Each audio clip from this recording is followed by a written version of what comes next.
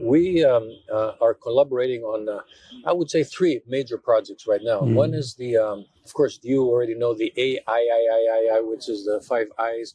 So that was a strange kind of AI project because it's related to AI art.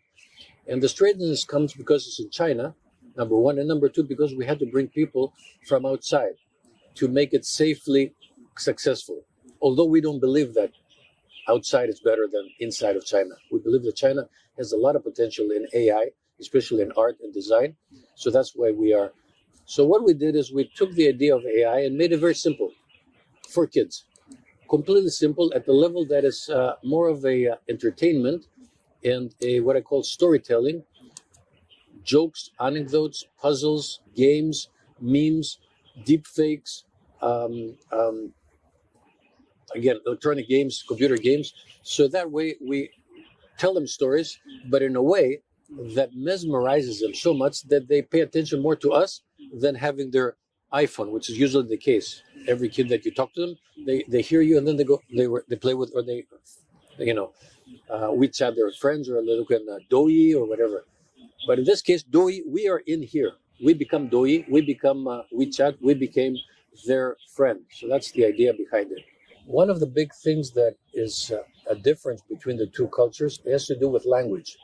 The way which affects, of course, culture and ethics and theology, and everything, because at the core of thinking, which is inside the mind and how you conceive things, you understand the world, is connected with the way you articulate things, the way you express the things that you see around you. If the language gives you the ability to say something, you say it. If it doesn't, it don't. Or if the language is misunderstanding something, then you misunderstand the same thing too.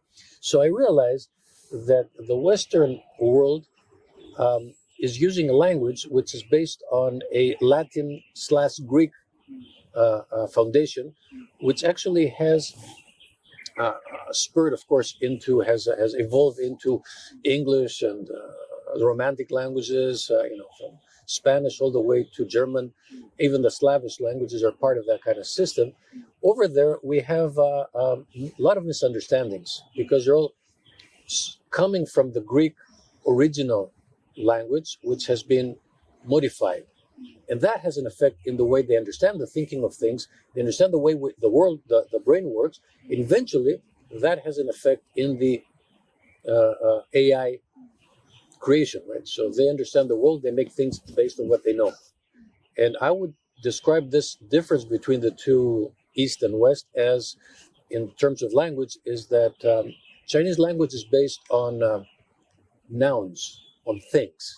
It's all symbols. This is a tree. This is a thing. This.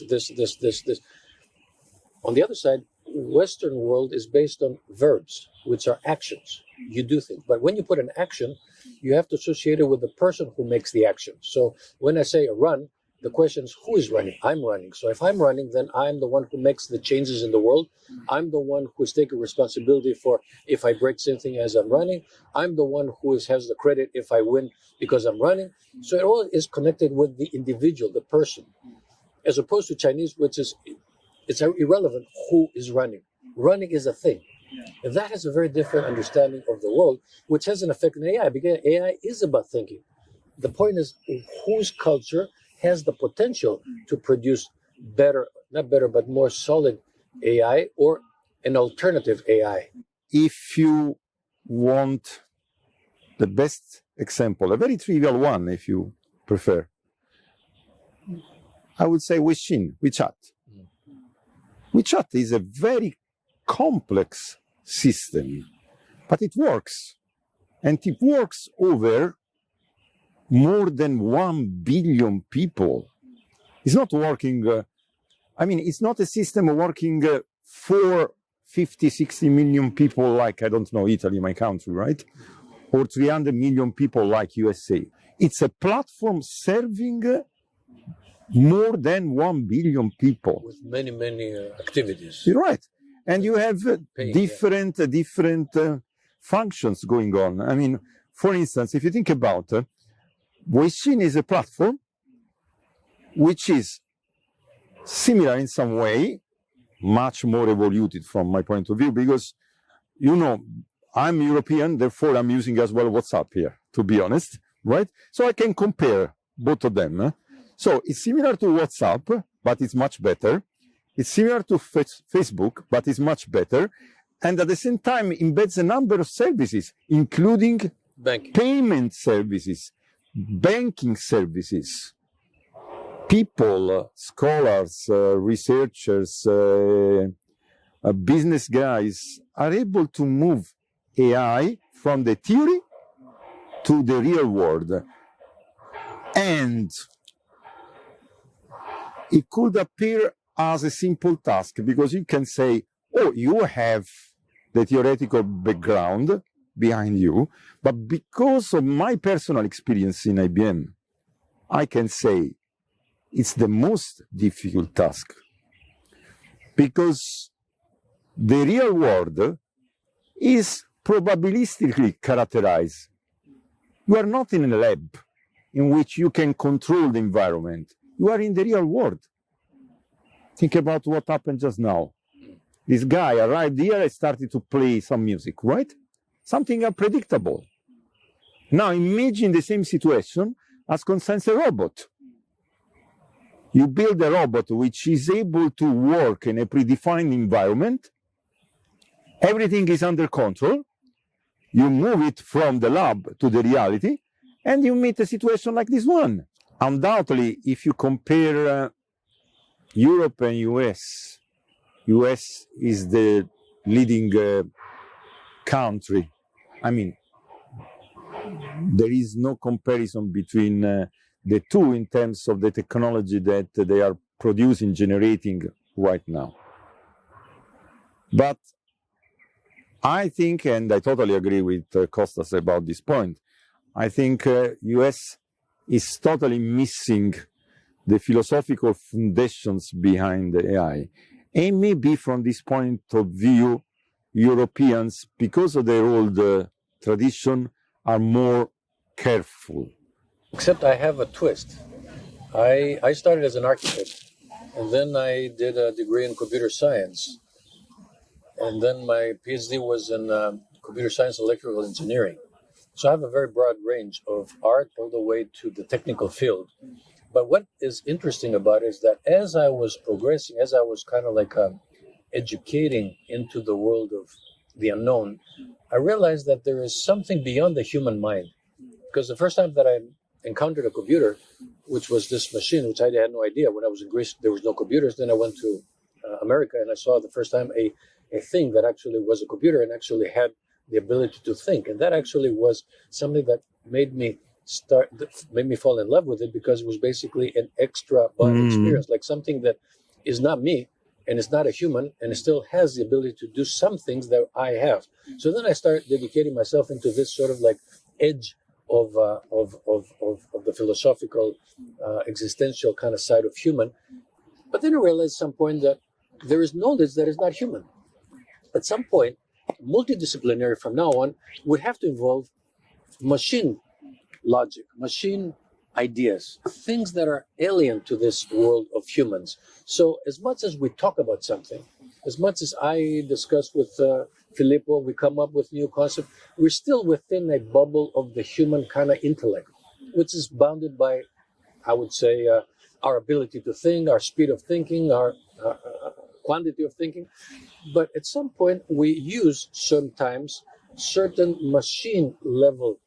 Well, you said machine learning. There's certain code writing or using already made code like GPT-3 and everything. That produces a different kind of input to the conversation, which is multidisciplinary, but not human-based. And that, I think, is the secret to the future. We should not be like completely egocentric, anthropocentric, at like, oh, yeah, the machines are helping us. Oh, the machines are just like our slaves are, whatever, subsidies to us. But the opposite, they're equal, alternative. They're a different thing. And that is the true multidisciplinary, or cross-disciplinary, whatever you want to call it, thing, crossing the boundaries. That's actually is crossing the boundaries of us. And that's a good thing. At the time I was studying about the different systems for building a foundation to mathematics. And you have many traditions, many trends of thought. Logicism or Platonism, and then you have, so logicism or Platonism means Frege, Russell, whatever. And then the axiomatic trend, Hilbert, for instance, constructivism, Gruber, finitism, Wittgenstein, and so on. And at the very end, all these systems end up in philosophical questions. How you build the concept of number, what is a number, why numbers work in the reality. And my supervisor borrowed a book to me about AI. It was, I think, 1983. I started to read the book, and I was fascinated by the algorithmic view of mind as a way to solve the philosophical issues behind the foundations of mathematics. And then I enrolled to a program. It was one of the first programs about AI in England, Sussex University. Started to study AI. And then I became more and more involved with AI. The only thing that makes a difference is when you actually see with your own eyes a concept that came from a machine. When you actually run the code and you see something you didn't expect. And that what you didn't expect is better than what you expected to see, which means that in a way you exceed yourself because you made something that is better than you. In that sense, whatever I'm doing, either in the form of company or book or whatever, is exactly about that point. Can we do something that would surpass ourselves? Think about it. If you have a kid, you have a kid, right? Yes. 2 kids. Would you want your kids to defeat you? No. Of course you want 2 kids to be better than you, Yeah. right? Defeating your parent, a kid defeating the parent, is exactly what we want from our kids, right? In a way, the word defeat is kind of like, so what's actually happening right now is that the intellectual kid of humanity is AI. AI is the kid. We made it. It's not an alien thing that comes to invade the planet Earth and take us all over like the movies of Schwarzenegger or whatever the case is. It's actually us. It's a reflection of ourselves. So if we make a kid that is better than ourselves, that is a victory. It's not a defeat.